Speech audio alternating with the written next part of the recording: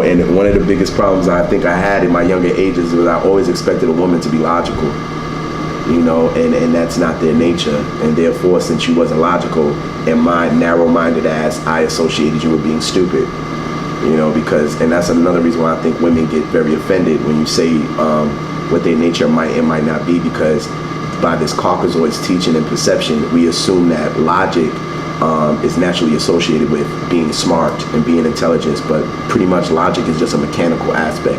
It's just mechanical. It has no soul to it. You see, there's no feeling in logic. So in actuality, the much more greater quality is feeling, is emotion. That's why women are, which is a woman, which is exactly why women are more powerful than men. But they're not more powerful than men in a physical standpoint. They're not more powerful than men in a laborious standpoint. They're more powerful than men in the spiritual, emotional aspect, where they can feel everything at once and completely understand it and be able to obtain wisdom through experience, while we have to obtain knowledge. Knowledge takes work. I had to read hundreds and hundreds of books to obtain the minuscule fractional knowledge that I know I have right now. And I say fractional because, first of all, knowledge is infinite, number one. And there's so many teachers that I learn from on a daily basis that are so far beyond where I'm at. And I must always humble myself and understand that a true teacher always remains a student. You see what I'm saying? So I'll always be a student. I'll always be a student. I'll never be none of these people who get stuck in a box. I watch these people on Instagram and all these places. They get stuck in Moorish boxes. I know I'm a Moor. They get stuck in Egyptian Kemet boxes. I know I'm a Cometian. They get stuck in these RBG, Marcus Garvey boxes. I know Marcus Garvey's in my genetics too. All these things are in our genetics. So for you to get stuck in any form of box, no disrespect, but you ain't using intelligence and you ain't tapping into your divinity. Because if you understood that our history on this planet alone, and I say this planet alone specifically, our history literally goes back 2 billion years. So to say that you're any one thing, or to say that you're not one thing, you're kind of fucking stupid. We were the original Greeks. There you go, smacked you in the face with something. We were the original Romans. There you go, smacked you in the face again. We were the original Akkadians. We were the original Indus Kush Valley, or Indians, East Indians settled by the ancient Ethiopian Kushites. We are the original everything, because we are the first archetype to the planet. So it's impossible for us to not be the seed or the germination of these different nations and civilizations, which of course later on became corrupted and became manipulated and amalgamated with a group of people who are two-strand recessives and can't understand nature due to a lot of scientific facts. Everything I just spoke is historical, geographical, and genetic and biological fact. Everything I just said. This is not my opinion right now. This is not my opinion. You can find it yourself. You see what I'm saying? So as far as the women and men, I know you were going deep into, not the roles, but our natural, the natural DNA of a man and a woman. Whoa. Both of us have the same DNA. Right. As a matter of fact, to be honest with you, the black woman holds mitochondrial DNA, meaning that mitochondrial DNA is completely separate from the traditional genetic aspect of DNA, because mitochondrial DNA has the template of literally, if you want to say trillions of years, you could say it, but it had the template of literally almost every prototype of human existence on this planet. You see what I'm saying? Which is the same reason why I love truth and I love history, which is the same reason why, going full circle, royalty, where we came from, only came from the woman. Meaning like this: I'm a king, I have my queen. My queen's bloodline ties into the original mother of the nation. She's my queen. When we have a son together, he's the new king. If we only have daughters, her nephew has to be the king. Facts. If I have an outside son, he can't be king because he don't have her blood.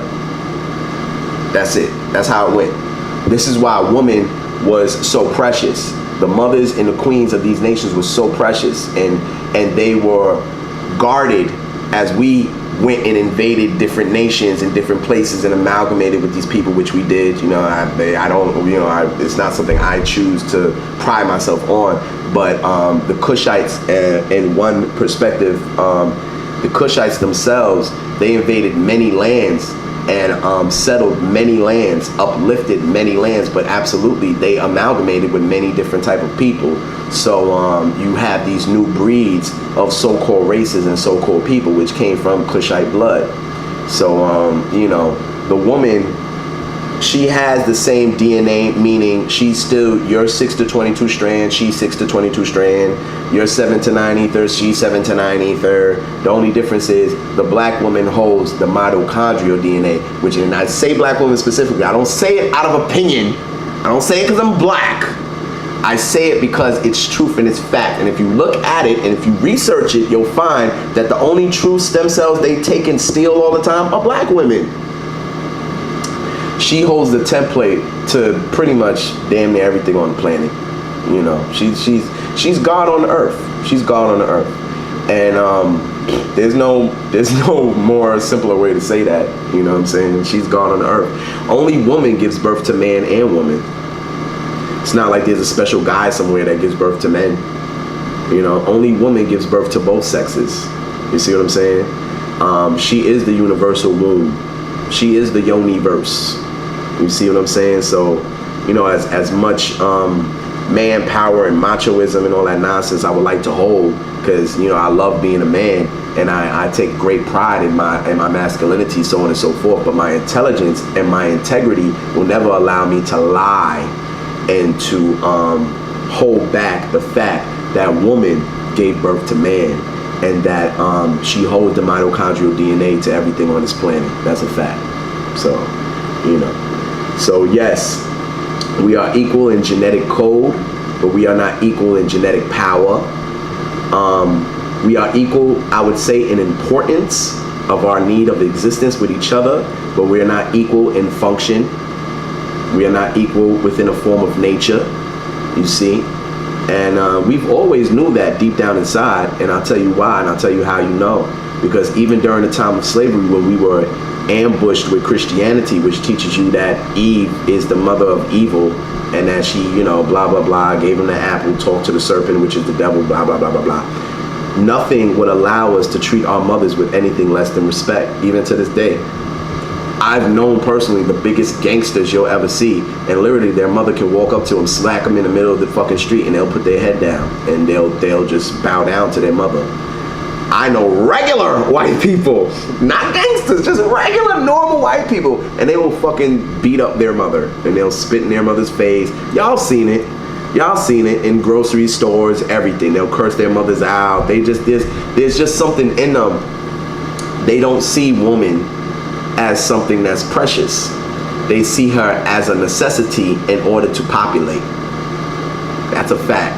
You can go back into their Sparta doctrines. You can go back into even the Germans. You can go back into Roman doctrines. They're there for procreation. There was actually even a city called Capitol Hill in Rome at one time that was full of homosexuals, and they realized that the population was dwindling because two men can't create a life. So what they used to do was they used to buy and capture female slaves, and this is where orgies come from. You ever seen those pornos where, listen, I'm afraid, I'll admit it, I don't give a fuck, but you ever seen them fucking pornos where they'll have like 10 niggas fucking one girl? You see what I'm saying? That thing came from the concept of you have a room full of homosexuals, and in order to impregnate that woman, they have to kind of be around each other. So while he's sitting there penetrating the woman, there's a man behind him doing something, there's a man under him doing something, there's a man next to him doing something, there's another man next to him doing something, you know. But see, today, because we're so indoctrinated with this Caucasoid mentality, we find these things as just different levels of freakism and eccentricity and so forth and blah, blah, blah. Not realizing that it comes out of a homosexual aspect, because as a homosexual, if I'm going to look in the terms of one, the only way for me to become aroused in order to penetrate a vagina, I have to be stimulated by another man. So I have to be looking at a man, I have to be feeling a man, touching a man, man behind me, man next to me. I have to be doing something to a man, and then I will become aroused in order to penetrate a woman. So these are the practices that went on in order to keep the population afloat and these certain cities that existed in so-called ancient times. But there's nothing ancient about white people. So I don't even like using that term when we talk about them, because they're not ancient at all. But in so-called olden times, this is their practice, you know.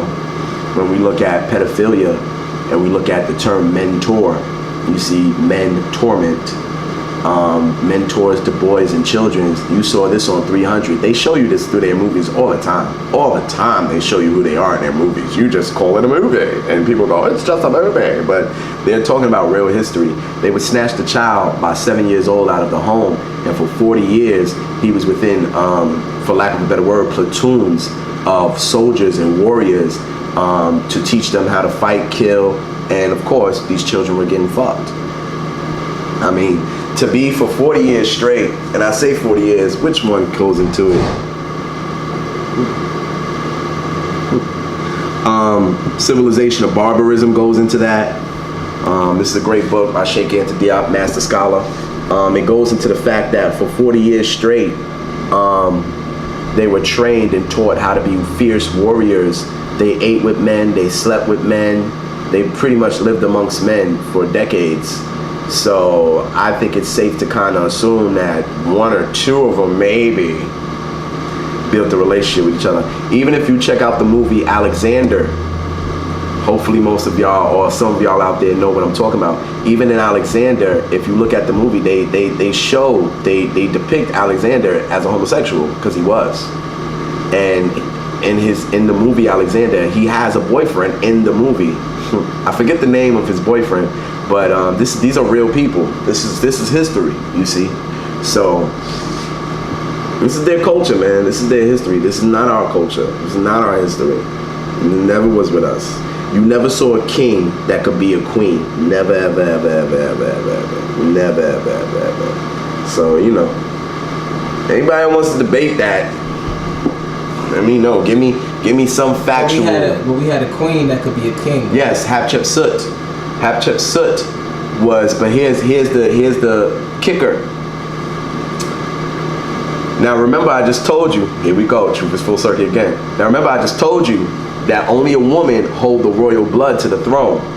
So if for some reason there wasn't a boy that had her blood, she would have to either get a nephew. Now what would you think would happen if for some reason she didn't have nephews either? She would be dethroned. She would have to be a king. And guess what she would have to do to be a king? She would have to dress like a man. She would wear a fake beard. She would wear all the symbolisms of a king in the masculine quality, and she would sit on the throne as a king, and she would dictate as a king. And when she would step off the throne, she would go back into her nature. But no king ever did that. No king ever dictated a queen.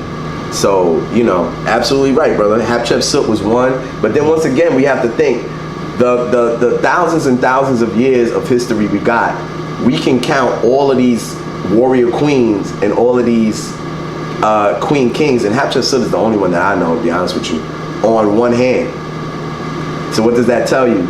During dire circumstances, and during circumstances where we had no choice, you know, women were put on throne as king. Now I'm not saying that, we have no choice, so she's there. There was plenty of queen warriors. We could talk about Nzinga. As a matter of fact, to go back to Alexander, Makeda of Mali, who was a queen herself, she stopped Alexander's army. And we don't know this history, but people don't understand that Alexander's whole goal was to dominate the planet. He wasn't supposed to just go to Egypt and stop. But what he did, he went to Egypt, and as he kept coming out of Egypt, if you look at a map of Africa, he came down from the peninsula, Mediterranean, went into Egypt, and went this way. As you keep going this way, you actually hit a few kingdoms. One of the kingdoms you hit is Mali, but then we got to remember this too. Kingdoms transformed into empires. So a kingdom, an empire is nothing but a combinement of kingdoms. So the empire he crossed was a woman's empire named Makeda, or Makeda. Makeda, I believe. And she stopped his army. And if I tell you the story of how she stopped his army, oh man, it's amazing, man. It's amazing what we don't know. Even Queen Nzinga, which is really not ancient, because Queen Nzinga was around the 1400s, 1300s during the European slave trade, where they was going to all these different parts of Africa. She stopped and destroyed several platoons and armies and cycles of British armies over and over. She died in her 80s fighting. So, you know, and then that goes into another aspect of our aging, because we were the people on earth who were considered damn near immortal, because our aging process was so different from others, not only because of what we were by melanin and all these different things that I'm sure y'all know about, but also by our so-called diet, you know, and the things that we practiced, you see. So absolutely, yes, Hatshepsut was one queen who took the place on king's throne due to the fact that at that time, you know, she was the royal lineage, and that was it. You know what I'm saying? We didn't care whether it was a man or a woman, as long as the royal bloodlines were respected. That's another reason why a lot of your prophets and a lot of your so-called characters in the Bible, which is allegorical, by the way, your characters in the Bible married Ethiopian women. They married Ethiopian women, they married Egyptian women. Why is that? So they can mix the bloodlines, and so they can claim royalty when they came to those nations, because they were married to the black women, you see. So it's another reason why the black women were so well protected at those times. Not anymore though. Now anybody could take a black woman and do anything they want with her. So, yeah.